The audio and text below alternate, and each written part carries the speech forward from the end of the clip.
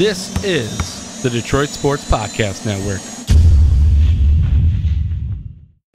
What's up, Detroit sports fans? Welcome to the Fan Report, a show made by fans for fans, powered by the Detroit Sports Podcast Network. I'm Nick, and coming at us from his own home is our boy Andrew's going to give us this week's topics. Well, last week, we took a look at Bleacher Report's offensive rankings for the NFL for the 2020 draft, and we looked at where the Lions were. We gave our thoughts. Well, this week, we're taking a look at the other side of the football at the defensive rankings. And then after that, we're going to take a look at the Lions' schedule, which just got released this week, and we'll give our record predictions. It's a Fan Report. All right, so we're jumping right into this one this week as our stay-at-home order continues on throughout the month of May. So we won't be able to join each other in person for a little bit. But that doesn't mean so weird when we actually do. Oh, I know. Like I don't know how I'm gonna do. It's gonna be awkward. I know. Oh my god, another person. But that doesn't mean you the said show talking with other people around. I know. That doesn't mean the show can't go on, because the show is going to continue as it has every week. But this week, we've gone through the draft. Obviously, that was a couple weeks ago. We've gone through the offensive rankings. So now we're going to get into the defensive rankings given to us by Bleacher Report, as you mentioned, which has the Lions smack dab at 29. 29. And if for those who don't know, that's not like 29 out of 100. That's 29 out of 32, because there are 32 NFL teams. But let's be honest, is anybody surprised? No, not at all. In fact, I'd be surprised they were any better than that. So if you guys were curious, the three teams that were deemed worse than the Lions, at number 32 is Jacksonville Jaguars. Not surprised by that. How they have fallen. 31, the Houston Texans. And 30, the Carolina Panthers. Now, this is interesting because I can remember just a couple of years ago in fantasy football, those are three of the most sought-after defenses that people would pick up. The Texans is one that actually kind of surprises me, considering they still have some pretty solid names on that defense. I mean, granted, we don't really know J.J. Watt's health, and he's guaranteed to miss a few games pretty much every year. I guess they did lose DJ Reader as well, so that's gonna hurt their D line. So I mean, there are some reasons why the Texans are ranked as low as they are, but that still kind of surprised me. The Jaguars, though, does not surprise me at all. No Jalen Ramsey, no AJ Bouye. No Killis Campbell. Nope. And also, most likely, no Yannick Nkagagwe. I can't really pronounce his name very well. They also traded Calais Campbell. Yeah, that's why I said no Calais Campbell. Oh, yeah, that is what you said. So, I mean, you're looking at quite literally just an awful defense from the Jaguars. So that one doesn't surprise me at all. That's a team going through an identity crisis on both sides of the football. It really is, though. It really is. They're not going to. It's back to the Jaguars that we all know and love. The team that why do they exist team. The Panthers really I don't know. They lost Luke Kuechly. They did lose Luke Kuechly, which is arguably one of the biggest losses of. They did get former Lions linebacker Tahir Whitehead. They did, and then they picked up Derek Brown in the draft. But again, this is a defense that they took a major step back last year in the. And losing Luke Kuechly, they're going to continue to slide. So, I mean, I'm not surprised that they're behind the Lions. I'm really not either, especially considering there's at least one position group in the Lions that looks like it could be pretty formidable. But let's go ahead and hop into the Lions. Now, ahead of them, the three teams ahead of them would be at 28, the New York Giants, 27, the Cincinnati Bengals, and then 26, the Atlanta Falcons. I guess we'll start with that I'm going to ask you here, how do you feel about the Lions being ranked behind those three teams? Do you have a problem with any of them? Do you think the Lions are better? Do you think the Lions are worse? How do you feel about that ranking there? Well, I'll be honest with you. I like the Lions' potential compared to those three teams, but we severely lack in the trenches where I think these teams have, other than the Falcons, where I think these teams have really bolstered up, especially Cincinnati grabbing DJ Reader. I think the Lions still lacking in the trenches is kind of the reason why their ceiling is so limited in terms of where they're ranked here. But like you said, we do have a position of strength, and I think that is our secondary, hopefully. But I think if you looked at if you look at player by player, I like our best players compared to teams like Cincinnati and compared to teams like Atlanta and like New York. But I can't honestly sit here and give you a solid case why we should be ahead of them, because I feel like a lot of the best parts of our defense are unproven, either because they're rookies or they were just brought in this offseason. Now, the New York one is one that's kind of intriguing to me because I actually think the New York Giants defense is going to be much improved this year. Mainly because you're looking at guys like Leonard Williams, who will be a guy who's going to be in the backfield pretty often. You look at a second-round pick in Xavier McKinney, who's going to be expected to be a stalwart in the secondary at the safety position, who's also able to get into the backfield, albeit he is small. He's able to blitz quite well. And then they also added Blake Martinez from the Green Bay Packers to as an upgrade over Alec Ogletree, which I think will help them out immensely. So I think the Giants did absolutely upgrade their defense this offseason to be a little bit better. The Bengals did bring in DJ Reader, which I agree is probably the biggest pickup of any of these three teams. So there is that. I believe they also grabbed Trey Waynes as well, which he could be an upgrade on the outside for them. But outside of that, though, Cincinnati's defense, I don't know, has the ceiling that the Lions do. I kind of agree with you on that point. The Falcons also, I don't know how high that ceiling really is because their first round pick, AJ Terrell is good. I just don't think he's, as good as Jeff Okudah. And I don't think I like like you mentioned, I like our names better than their names. Yeah. Do they have more depth than we do? Probably. And they did pick up Dante Fowler. They did. They did. But you do mention that the Lions position group in the secondary could be quite good. However, you do also got to remember that your secondary in all reality is only as good as your pass rush.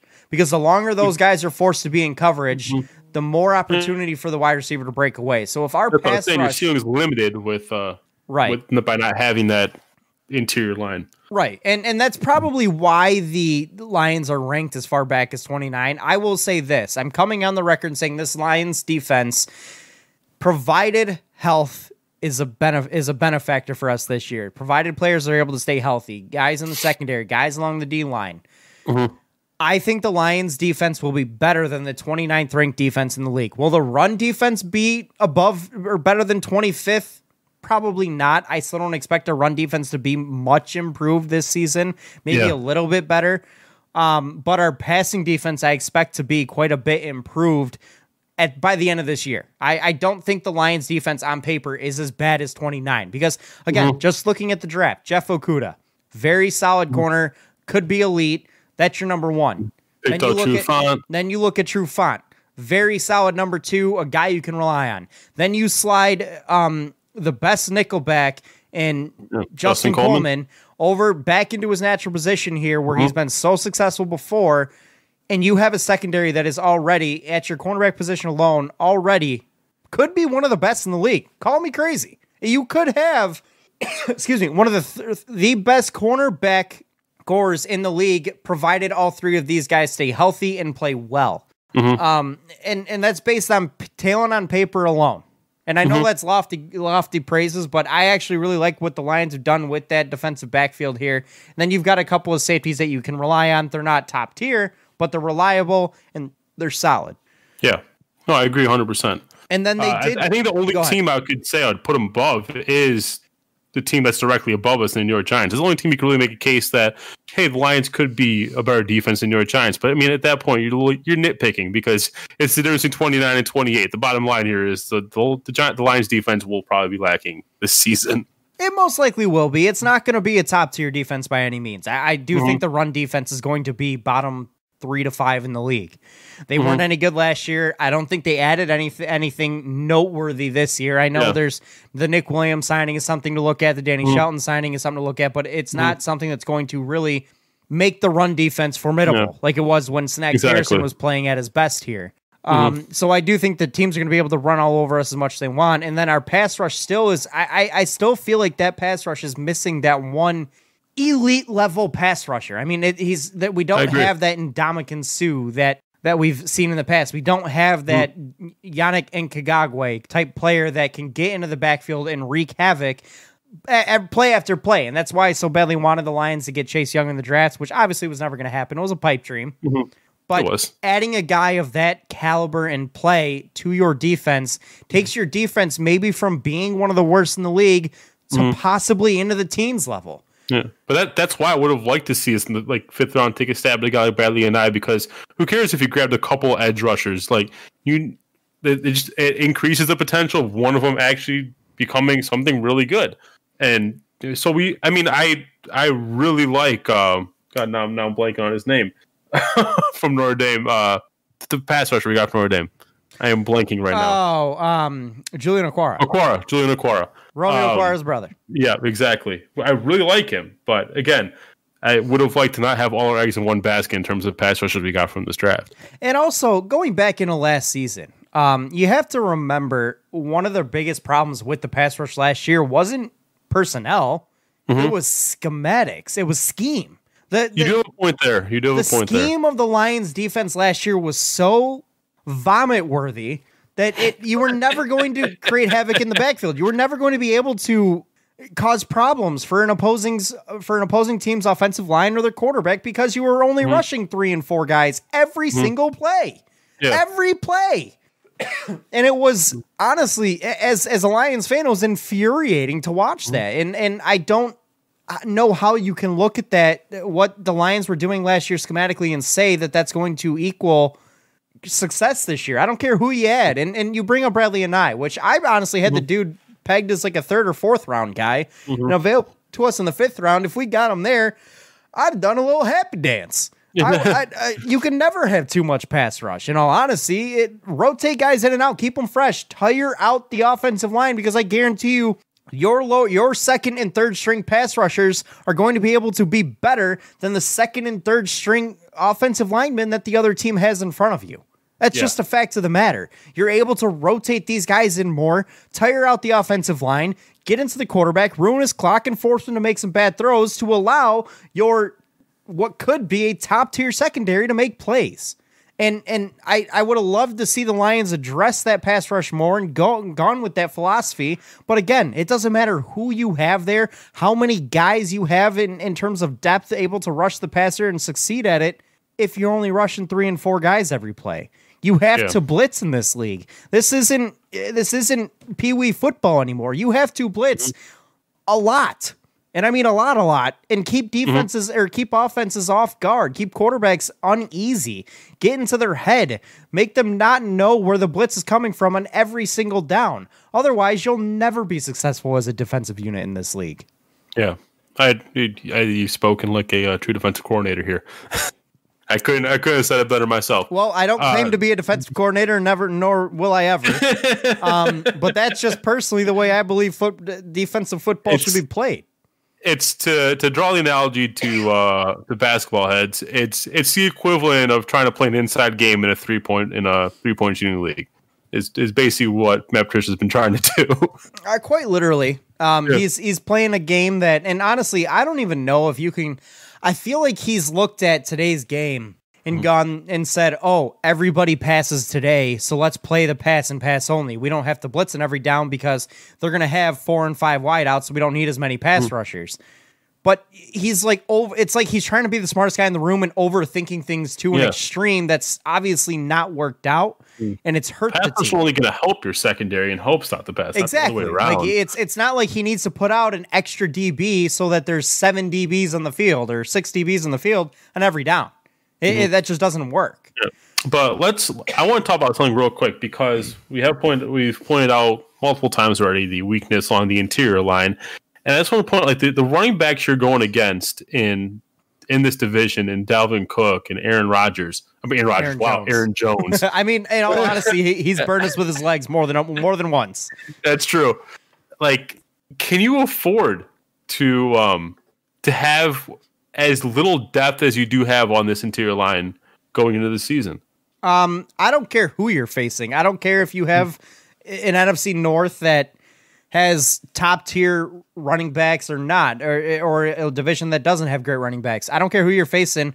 If you don't have guys in the middle of your defense that can stop the run, you won't be able to win in this league. It's just a fact of the matter, because if teams are able to run all over you, they're able to control TOP. They're able to control the tempo of the game. They're able to run play action and keep your secondary off guard. You're forced to take a guy and bring him into the box and get play faked all day, and then your corners in single coverage on the outside have a vulnerability that they can get burned on. You can't, if you can't stop the run in this league, you will not win. Sure, you'll win the off game every now and then, but regardless, if you can't stop the run, you have a much lower chance of being successful in this league. And the Lions, I really don't think, did enough to address that issue, because the Lions' run defense last year was franchise record tying worst of all time. Yes. Like that's how bad they were. And that's abysmally bad. And they didn't really do anything to address that. Sure, Danny Shelton, Nick Williams, fine. At some point, show flashes, but they're never going to be a guy that you can constantly rely on. Yeah, agreed. And that's a problem. And that's why I don't really have the confidence that the run defense is going to be any better this year. And that right there is going to set the tempo of where our defense is going to look at, of how our defense is going to look this year. And it's not, we don't really have a bunch of light at the end of the tunnel here unless guys play well above expectation. Yeah, which sets the tone for what games we can predict that the Lions can win, what they can't win, which honestly, I'll be upfront with you, which is what we're getting into next, is the schedule breakdown, win-loss projections. Ever since you and I started doing this, since we started doing the live show back in 2017, when we do these, I would always think, like, what's the point? Like, you're never going to predict what the schedule is, like what your record's going to be. Like, every year we try to predict it, and we always have games that surprise you. You always have games that you should have won that for some reason the Lions won and shat the bed in. But or we're got screwed out of 3 penalties on Trey Flowers last year. But everything we're talking right now is what it looks like on paper. We can't factor in the refs, all right? With that being said, though, should we get into it? We can. Before we jumped in, I want to kind of, you know what? I'll save this for the end. Let's go ahead and jump into the schedule because we're already here, and then we'll get to what I was going to mention. But I honestly, screw the preseason. Don't care. Yeah. Well, I honestly, let me ask you this. Yeah. Come Sunday, September 13th, do we have football played? It's a great question. If we do, it's going to be with no fans. I'm going to go yes with no fans. I'll agree with you. Although the NFL has said that they don't want to do that, I think that is what we're going to end up coming to an ultimate reality and saying this is what we have to do. The NFL can't afford to miss games. I mean, they can technically, but it's not good if they do, obviously. Yeah. So I think we will be playing football come Sunday, September 13th. I wouldn't be all that surprised to see 1 or 2 preseason games get canceled. I think it's possible. And that's mainly contingent on the fact that the NFL wants to only play games if we have fans. So I do think we will see maybe some preseason games canceled. However, come week 1, I do think we will see football. Football is going to be so weird with that. That's one sport that, like, I can't picture being played quietly. Like pro football. Pro football is one thing. Like they'll probably filter in crowd noise and all sorts of random shit. I mean, the Falcons got caught doing it not that long ago, even before all this mess. But college football in particular, yeah, it's a yikes. I don't know that I could. I don't know that I could do college foot. Like, I love college football. College football is awesome. Like it's just a different type of game. But college football without fans, that's just weird. Imagine football being called like a golf game. Oh my god! Like I said, like I've been joking with you guys, how baseball's looking at bringing back, starting the season back up without fans, and I just constantly go back to the Baltimore Orioles game that was played during the riots when they had no fans. That was played just a few years ago when they had the Baltimore riots and they didn't have any fans in there, and the announcers, just to try to entertain people, were calling the game like it was the Masters, like it was a PGA golf tournament. And honestly, watching it, I was dying. Could you imagine that just constantly being constantly happening, and it being it for football and basketball? Like, that would be something weird. Yeah. Basketball is a sport that would be interesting to watch at least a couple of games without fans, because You'd be able to hear them talk a lot more. Hockey as well, I think, is one that would be interesting to watch without fans, because you'd be able to hear them talking and the trash talk, and because those games are a lot more. Not to say that football's not close in proximity to each other, but like in football, it's more brute force. You're just grunting and grinding and smashing into each other. You're not really talking as much outside of maybe like corners and linebackers and quarterbacks going at it. Offensive linemen, defense in the trenches, you probably isn't a ton of talking going on in the NFL. Like, I'm sure there's trash talk, but there's probably not a ton of back and forth. Whereas in hockey and basketball, I can guarantee you it's constant. Come on, what you gonna do? What you gonna do? Come and get me. Come at me. Like, because they have the time to be able to do that as they're staring each other down. Too. Yeah, exactly. So, and like that, like, so that's why sports like hockey and basketball, I feel like, would be interesting to watch without fans. Baseball as well, because those are sports that would make sense without fans. But football, I think you're right, is a sport that would just be so weird to watch without fans at all. All right, so let's look at week 1. It's our home opener against the Chicago Bears. And a lot of times I like to give the Lions the benefit of the doubt in their home opener, assuming we're playing a team that we could potentially beat. We did that last year and ended up with a tie. Yeah. Well, was it at home or was it in Arizona? I don't remember. Either way, they tied the Arizona Cardinals. But I think either way. I think it was at home because they're in Arizona this year. I think it was at home. True. Even if, I think the Chicago Bears are a very beatable team, and I think the Lions can handle them in their home opener. So I'm gonna chalk game 1 as a win. I said this last year before last season. I said that the Bears defense will not be, or the Bears team will not be as good as we saw the year prior. The Bears defense vastly overplayed what they were. Still a very good defense, still a top 10 defense, but they weren't as good as they were 2 years ago. There's no way, and I was right. I said it about the Jaguars back when their pass defense was otherworldly. Guess what? Next year, they took a step down. We're middle of the road. And I'm going to say it again. The Bears are an average to slightly above average football team. Defense is still good. That offense still has massive question marks. I'm going to take the Lions in their home opener here against Chicago Bears. Give me that dub. How about the Lions in week 2, traveling to Lambeau? The earliest I remember them going out to Lambeau. This is usually a late season game.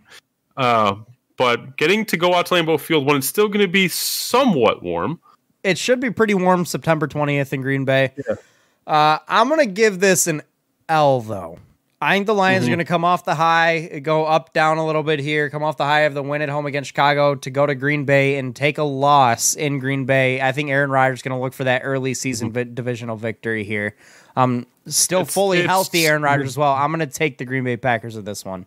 It's so hard to seriously predict a win in Lambeau. It really every is. time it happens, it's usually a surprise. Yep. So we're both 1-1. Yep. Is where we're at? And then we're going to Arizona here in week 3 to take on the Arizona Cardinals in a 4:30 game. Andrew, how do you feel about the Lions in Arizona in this one? Yeah, I'm calling it a loss. I'm agreeing with you 100%. The Lions in general have been they've not had a great record in Arizona, and with this new look team bringing in DeAndre Hopkins, another year of Murray throwing to Kirk, you still got Fitz there. Oh yeah, and Kenyon Drake looks like a totally different running back. So I think Arizona's gonna be nice this year. This Arizona. Cardinals team is my dark horse to make the playoffs. Another year, Kyler Murray becoming more and more into what they want him to be. You add Isaiah Simmons into that defense. You add in DeAndre Hopkins to be a true number 1 in his youth, unlike Larry Fitzgerald at his old age. You still have Larry Fitzgerald. You still have the connection of Christian Kirk, of Kyler Murray with Christian Kirk. You add in the fact that another year of Cliff Kingsbury calling the plays. I'll be honest with you. I think this Cardinals team is legitimately a good football team now. Kenyon Drake in the backfield as well. Call me a bandwagon fan of the Cardinals. Screw it. I don't care. Call me whatever you want. The Lions are taking an L in this one. I think this Cardinals team is legitimately going to be a good football team. Yeah, they're going to be a Madden favorite for Madden 21 owners. 100%. And I'll tell you right now, they're going to be a fancy darling team. Oh yeah, Kyler Murray, DeAndre Hopkins, Christian Kirk, because they've got 3 wide receivers you can probably legitimately rely on. They've got a running back you'll be able to legitimately rely on, and a quarterback they can legitimately rely on. So this team is going to be one that's going to be fun to watch for sure. All right, week 4 we host the New Orleans Saints. There's no way I'm chalking this up as a win. Sorry. New Orleans is still too good of a football team. they have our number all day, and Drew Brees in the early season where he's still healthy and ready to go. And yeah, New Orleans got this all day. So there's your 1-4 start before going on your bye. 1-3 start. 1-3 start. Sorry, 1-3 start. Not a good look to start the season. Quarter of the way through, I'll be honest with you. If the Lions do any better, I'll tell you this: if the Lions do any better than 1-3 in the first quarter of the season, I will be ecstatic. I will be saying that they are playing above expectation, because that start of the year is not an easy one. 2 divisional games to start your season can really break your season. And I'll be honest with you, I don't know how much it could make your season. So, and it can only hurt you, in my opinion, to have 2 divisional games to start the year. And then you go immediately following that against the Arizona Cardinals, who on paper look to be a very good football team to start the year. And the New Orleans Saints, who are still an excellent football team as well. The first 4 games of this Lions football season are going to be very difficult. When you're saying the Chicago Bears is probably the easiest team you're going to face in a 4-game stretch, that's not going to be that's not going to be easy, because all the teams you're facing are going to be either at the least above average to very good. Yeah. So the worst team you're facing is still one of the best defenses in the league. Not a very easy stretch for the Lions here. Yeah. Week 6, probably the easiest game so far. We are in Jacksonville. I'll go ahead and say a win. That's a dub for the Lions. I think Jacksonville's still a mess at this point. Leonard Fournette's probably hurt by this time, or just bitching. Quarterback controversies probably galore there. I just don't think Jacksonville's a very good football team. That's a dub for the Lions here to get back to 2-3. Week 7, we go to Atlanta. Now, this one is a toss-up for me.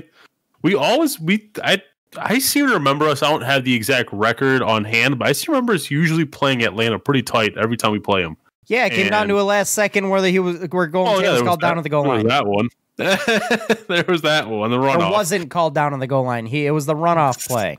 Yeah. I'm going to say win.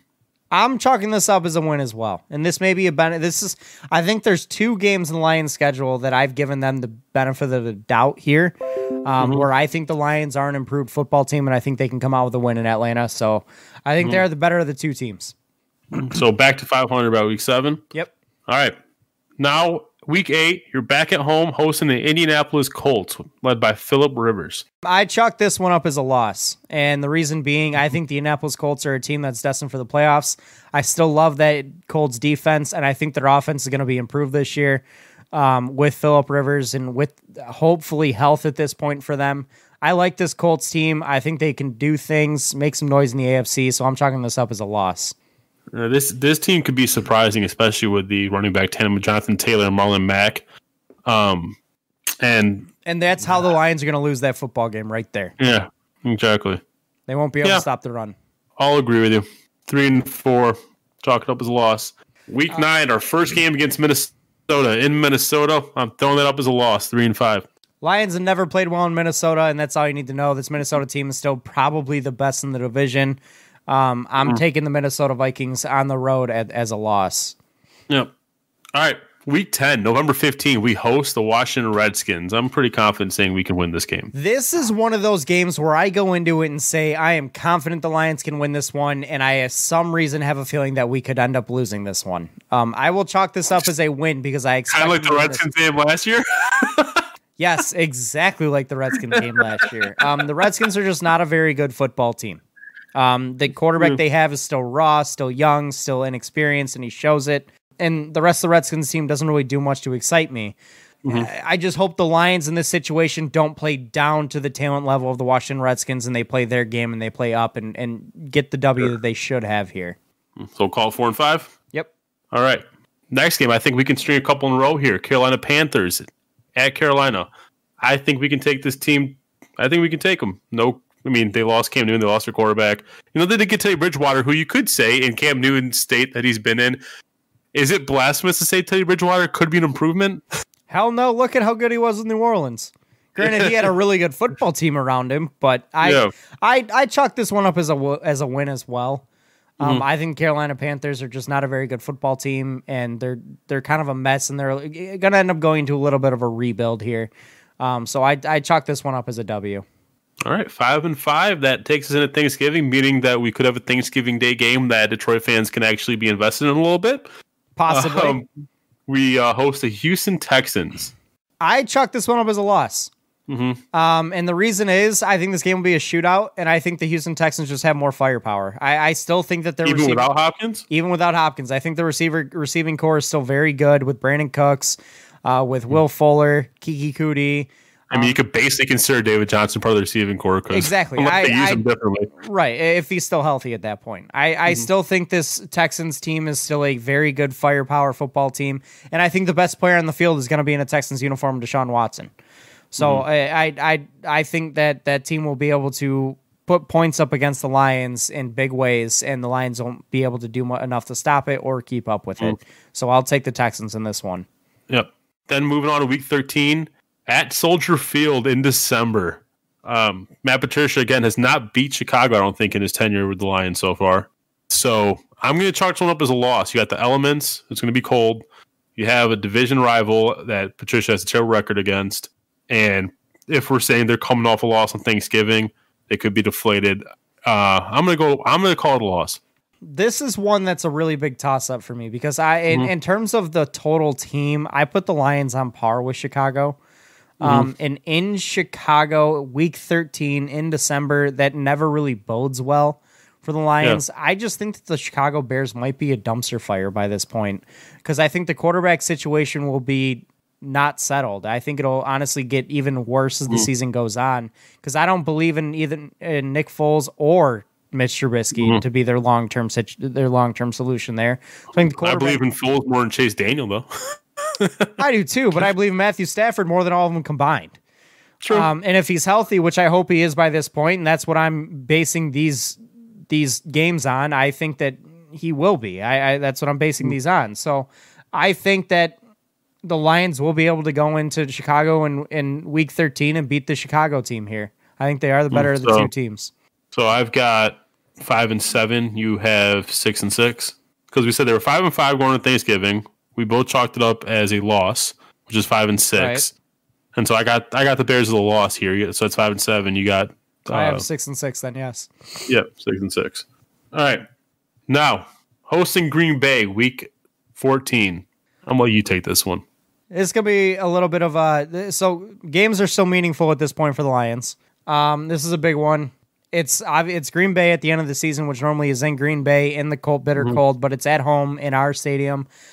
Both teams are probably playing for something here, and I think that's going to be a loud football game as a result, and I think that's going to help the Lions to come out with a last-minute win here in at home against the Green Bay Packers. We actually usually play Green Bay pretty well at home. 100%. So I'm actually going to agree with you. I think the Lions can come out and surprise as long as they're still in it this far in the year. I'm going to assume they'll come out and surprise. I'm going to go 6. So I'm going to chalk this up as one to be 6-7 for me. You're 7-6, right? Yep. All right. Week 15, Tennessee Titans. This is a loss. On the road. This is a straight up L. Tennessee is going to use that momentum they had last year. Derrick Henry will run probably for 1,000 yards in this game alone. Yeah. And the Lions won't be able to stop them. And Tennessee Titans are just a better football team. They've got a very solid defense in a running game. The Lions won't be able to stop it all. Tennessee's got this win. Yep. So I got 6-8. You got 7-7. Week 16, Tampa Bay Buccaneers. I'm so excited for this football game. I am so excited for this football game. Straight up. Call me a bandwagon fan. I love the Tampa Bay Bucks this year. I've always been. I will say this. I've always loved to watch the Tampa Bay Buccaneers. Mainly because for fantasy purposes. Yes, mainly because of Mike Evans. And I've been a Mike Evans fan since the dude came into the league. He's been on my fantasy team most years because I love Mike Evans. And he always seems to reward me also. I think that this Tampa Bay team, this game is going to be fun to watch. I think the Lions going to... Chris Godwin exploded last year. He did. And also, you've got Mike Evans, Chris Godwin, you've got Rob Gronkowski, you've still got O.J. Howard, you've still got Cameron Brate. This Tampa Bay team can put up points by the millions. And the Lions won't be able to stop them. I'll take Tampa Bay in this game. Agreed. I am taking Tampa Bay here as well. Tom Brady's gonna be trying to punch his home field advantage in the playoffs with Tampa Bay in this one. So I got 6-8, 6-9. Sorry, I got 6-9. You have 7-8. 8. Okay. No. Going into week 17. Yeah, 7-8. Yep. Going into week 17, hosting the Minnesota Vikings. I'm assuming the Lions are going to be out of the playoff picture by now. Minnesota might have something to play for. I'm going to chalk it up as a loss, 6-10. I'm chalking this one up as a loss as well because, like you mentioned, I think Minnesota will be playing for something big here. Maybe home field advantage in the playoffs or maybe a divisional championship here. I think for that reason, Minnesota is going to come on an extra gear. If neither team is playing for anything or if the Lions are still playing for wild card chances here, which technically speaking in my schedule here, they could be going for an 8-8 and getting a wild card. It's not likely. I think they'll be out of it by now. So if the Lions are playing for something, I would have given this one a win, but I'm not. And the reason is because I don't think the Lions will be playing for anything in Minnesota will. So I'm saying this is a loss and the Lions finish 7-9. All right. So we're kind of about the same here. This is going to be a pretty mediocre football team. I mean, in all reality, it is what it's just a fact of the matter. They are a mediocre football team, and this is with the expectation of health. And that's just kind of the nature of where the team is at right now. I don't think we have enough star power on the defense. I don't think we have enough playmakers on either side of the football. I think the offensive side is going to have a few more playmakers on the defensive side, but you make plays happen by winning on both sides of the football, and I don't know what the Lions are going to be able to consistently do that week in and week out. They will some days, they won't most days. And I think more often than not, we're going to see them lose on the defensive side of the football, where they're not going to be able to control the time of possession. They're not going to be able to stop the run in certain games. They're not going to be able to do enough to get into the offensive backfield to help out the secondary, and the secondary is going to get beat in certain games. It's going to be a mixture of a few different things that are going to hurt this Lions defense and end up with an ultimately a losing record. Now, my question for you, Andrew, is, if the Lions go 6-10 or 7-9, do we see another year of Matt Patricia and Bob Quinn? No, we better not. But I'm going to say no. Am I foolish that I'm putting my faith in the Fords to finally get rid of them? Honestly, actually follow up on their ultimatum? I'll say this: I don't think you're foolish in saying that, and the reason is we've seen the Ford family, pull the rug out from underneath the head coach for a lot less than that. Look at Jim Caldwell, for example. Yeah. He had the rug pulled out underneath him from missing the playoffs at 9-7. And this is now a third straight losing season for Matt Patricia. And I'll be honest with you, I don't necessarily disagree with you. I think this is a situation where Lions would pull the trigger on getting rid of both of them. However, part of me still believes that because they've shown significant improvement from a 3-win team to a 7 or 8-win team, even potentially, I don't think they're better than an 8-win football team this year. I think that's kind of their ceiling in my mind, unless they surprise us all and play well above expectation. But I wouldn't be surprised to see the return of both Quinn and Patricia if they win at least 7 or 8 games, because that's where the line of I want us to be playing meaningful football games come December, they would be at that point. Yeah. So that's where I would be concerned that we would see a return of both of those guys coming into next year. That'd be a bummer. Yeah, was that the thing you wanted to add, or did you? Because you said you had something you wanted to add. After there is something I want to add. And obviously, the last few weeks, we've been talking a lot about football, and that's mainly because and the Lions in particular, and that's mainly because of, one, it's quarantine, baby. 2, football season's right around the corner. 3, we've had the draft and free agency. This is probably the last week of heavy football talk for a while. It probably is. In all reality, it probably is, which means we're going to have to get creative with some topics here, but obviously, the NBA has had some talks about returning to the season as well, opening up some facilities and allowing the teams or certain players to practice on their own time and things. And do you want to see the NBA come back this year? 2, what do you want to see the Pistons do when they come back? And 3, is there anything to look forward to with this Pistons team moving forward right now? Well, to start, do I want to see the NBA come back this year? Like this year before next season? Yeah. Yes. I mean, selfishly, I want to see the entire season return because I want the Pistons to keep tanking and try to get that top 3 pick. But I do believe that if the NBA does come back, it's going to be for a playoffs only type of thing. And with that being in question, what are they going to go the route of what's being rumored the NHL is going to do into a 2014 playoff? Are they going to allow, instead of the normal 16, are they going to allow 20, 24 teams into the playoffs in the NBA? Because there were playoff races at the bottom of those standings. There were. And I can see them extending it. I definitely can see them extending it. I'm going to go with my initial proposal. Like when we talk about this, like how would we want them to go about it? I think they're going to stick with their 16-team playoff, but you may see like 4 play-in games to determine the final standings. And when we first started talking about that, I agree with you. Mm-hmm. I think that's a cool idea. I think they should do some form of playoff games where they take seeds, say 6 through 10, if they're within 4 or 5 games of each other, and do a play-in tournament of sorts where maybe the first round is a best of 1, second round's a best of 3, and then you have your 8 seeds from there. And then you play your normal NBA playoffs. I just wonder how they're going to go about it, because like you still can't have players traveling around and stuff, so you're going to have to keep them all in one place. Not to mention you can't do international travel. They can't go to Canada, so the Raptors is in a They have situation. talked about doing like just like a Vegas tournament kind of thing, like stuff like that. But and the NHL obviously has the same problems, where the international travel for teams like Toronto and Edmonton and Vancouver and Montreal are going to be a problem. And so I definitely want to see it come back. It just I want it done right. I don't want them to half-ass a return.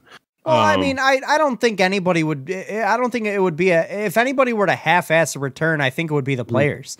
And the reason I say that is because are they in game shape? 1, 2, are they in mid-season or end-of-season shape?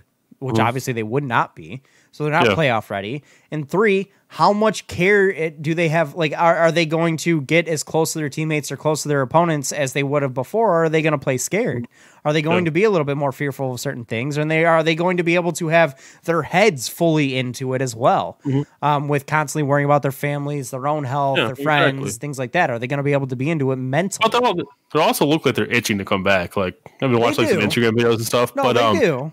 In terms of your second part of the question, the Pistons, I mean, assuming they do get to finish out their season, I mean, this is a team that is at the start of a rebuild now. So I would just want to see them give their young guys more run and keep losing games to try to get the top 3 pick. I want them to lose out.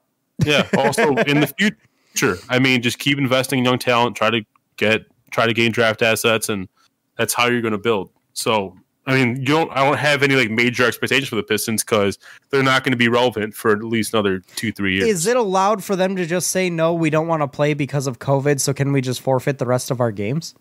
That would be amazing. But no, I would want the Pistons to essentially lose out, get a better draft pick, get into that top 3, get a higher spot in the lottery, and invest in the future. Allow guys like Doumbouya to get right, get good to go. Keep working with a coach and improve and look at scouting for the upcoming draft as well, and try to get as high of a pick as you can.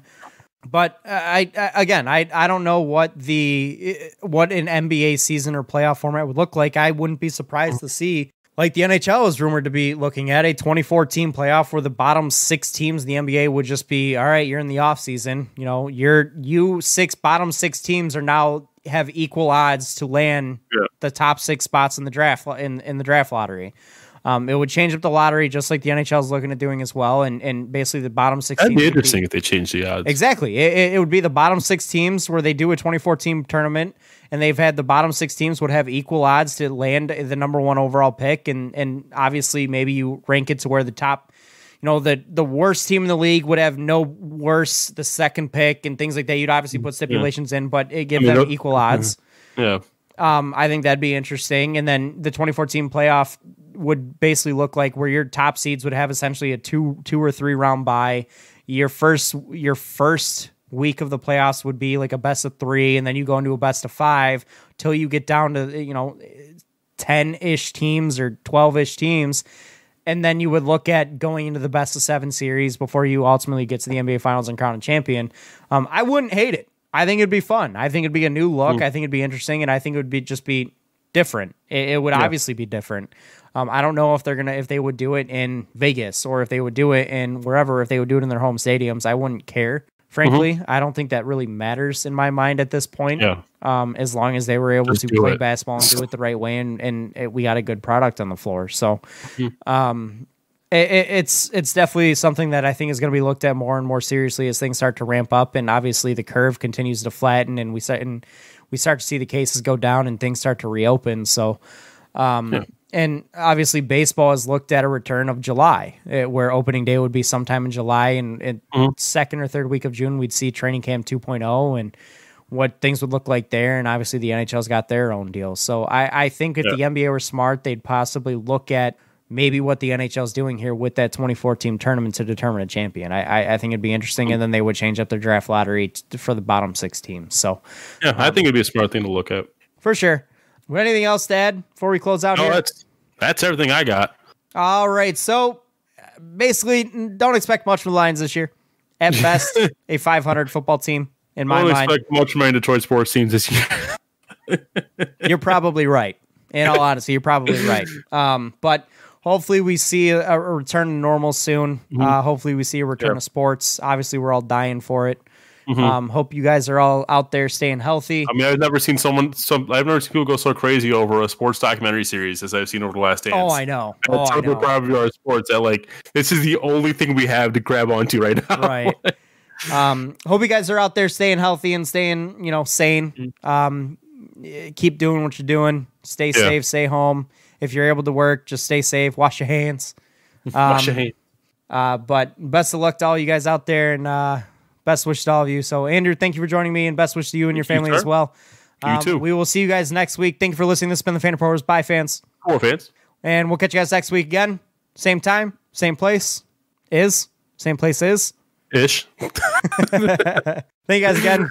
Have a good week. Peace out. Peace.